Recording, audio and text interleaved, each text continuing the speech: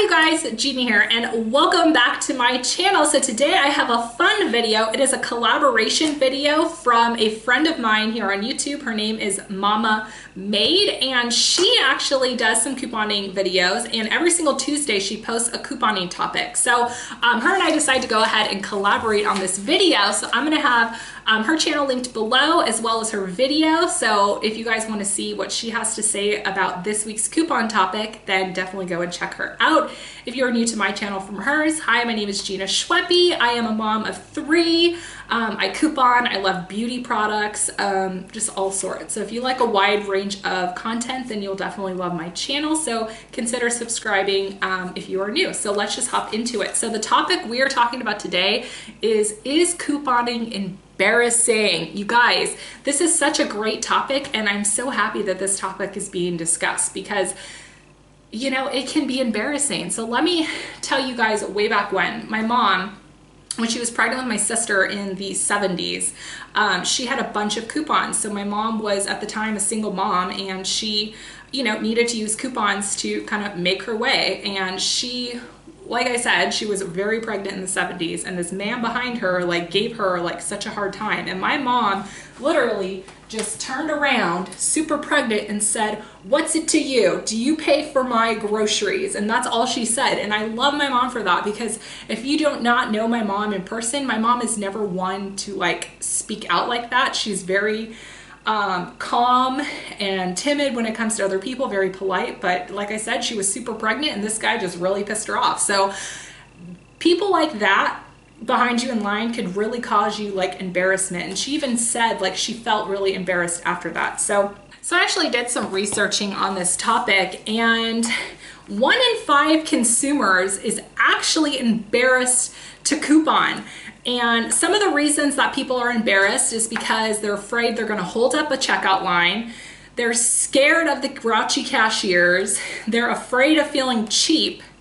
They're afraid of drawing too much attention to themselves. So I want to kind of break this down a little bit. So in terms of being afraid to like hold up a cashier line, all you need to do is, if you know that you have a lot of coupons and there are people behind you, all you need to do is turn around and say, "Hey, I'm checking out with a lot of coupons. You might not want to stand behind me." So that's the easiest way to avoid the embarrassment when you're in line, is just communicate with the other shoppers like, "Hey, I'm shopping with coupons. If you don't want to stand behind me, feel free to go to a different lane." Like, it's as easy as that.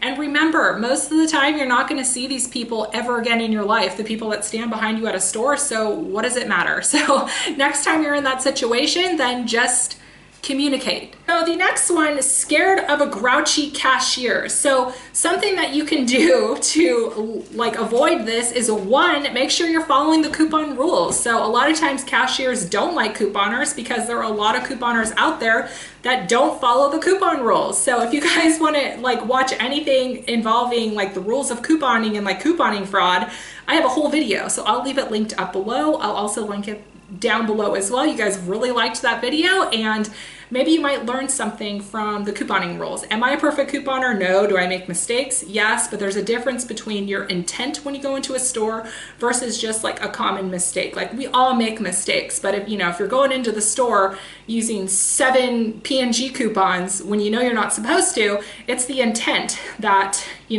that's what's the difference, is the intent behind it. So a lot of times cashiers don't like couponers because couponers take advantage of the system, and then it ultimately, affects their job. So yeah.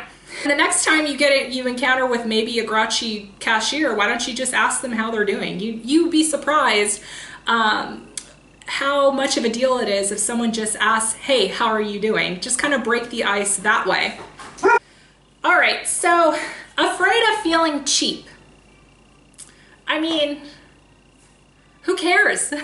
I mean, you are the one in charge of your finances. So if you're using coupons because you want something to be least expensive, I don't say it's making you sound cheap. That makes you sound smart, not paying more money for something. Like, I am totally fine paying $2 for something, and I feel bad for the others who are paying $5 and I'm paying $2. Like, I don't get embarrassed by that. I'm thinking to myself, like, why are you doing it? Like, why are you paying full price for things you don't need to pay full price for? So in that situation, like if someone says, wow, you're really cheap for couponing, I'm just like, whatever. Like I'm going to be banking more in my bank account. So I feel smart, not cheap.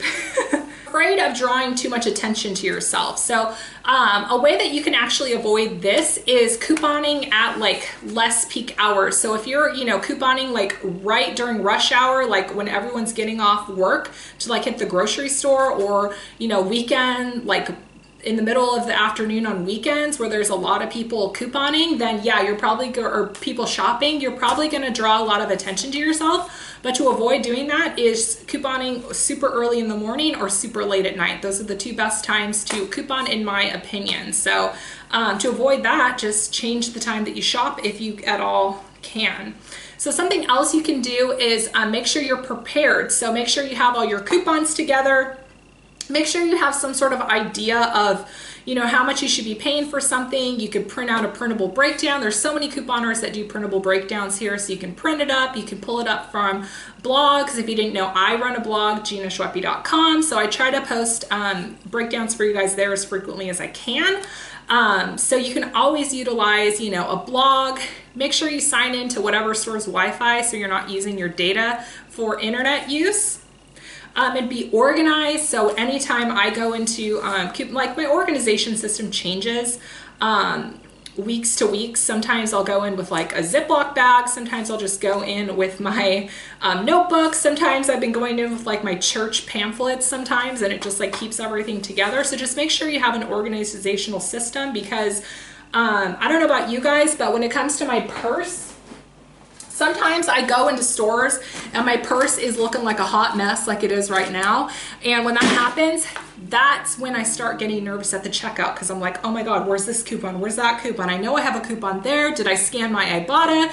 Did I scan my CVS card? Oh my gosh, did I click Saving Star? So anytime I'm not prepared in my shopping trips are usually when they're bad. So make sure you go into your shopping trips as prepared as possible. So something else that kind of ties with the cashier is make sure you like speak up if something doesn't go right. So if something like scans and it's like a different price, or maybe your coupon doesn't go through, the easiest way to do this is just be nice and say, hey, something isn't right. Can you please bring over your manager? Because something that I've learned when it comes to like checking out if there's any issues, a lot of times like some of the cashiers just don't want to deal with it. Maybe they've had a long day, or they just don't want to go through the extra hassle. All I do every time I come in this situation is I just say, hey, like, can I please speak to a manager about this? When the manager comes over, I acknowledge the cashier and I say, hey, this has nothing to do with the cashier. I am just really OCD with my couponing. I just want to make sure everything's okay. So I acknowledge that the cashier didn't do anything wrong. I'm not here to complain or anything like that. So it really sets like the tone for how the conversation is going to go. Because if you start, being aggressive and saying, you know what I mean? If you start like talking aggressively to any of the workers, they're really not going to want to help you out. So, speak up and be polite. So another really good tip in terms of like not being embarrassed when you're couponing, maybe just try doing like digital stuff. Like try just clipping coupons to your apps. Maybe just do Cartwheel. Maybe just do like Ibotta rebates or Checkout 51 rebates. So maybe limit the like paper coupons you're using and just go digital, go electronic. So I think that's going to be the age of couponing anyways. I think eventually there's going to be no paper coupons in the future. So you might as well get used to digital coupons now, because I have a feeling that that's what couponing is going to be like come, maybe 10 years down the road. I have a feeling we're going to have like no paper coupons anymore. So better get used to it now. So I hope you guys enjoyed this video in terms of is couponing embarrassing, and some tips on how you can like combat some of those like embarrassing situations you may get from couponing. So again, I want you to go and check out Momma Made. I'm going to have her channel linked below as well as her video. And thank you so much for collaborating with me on this video. It was so much fun, and I will talk to you guys all later. Bye.